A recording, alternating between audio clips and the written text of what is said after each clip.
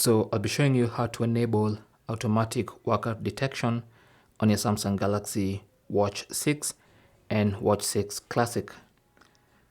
Swipe up from the watch face and then look for the settings icon. Tap on that. That should take you to the main settings page. Now here, scroll and tap on Health, and then under Health, scroll to Activities to Detect.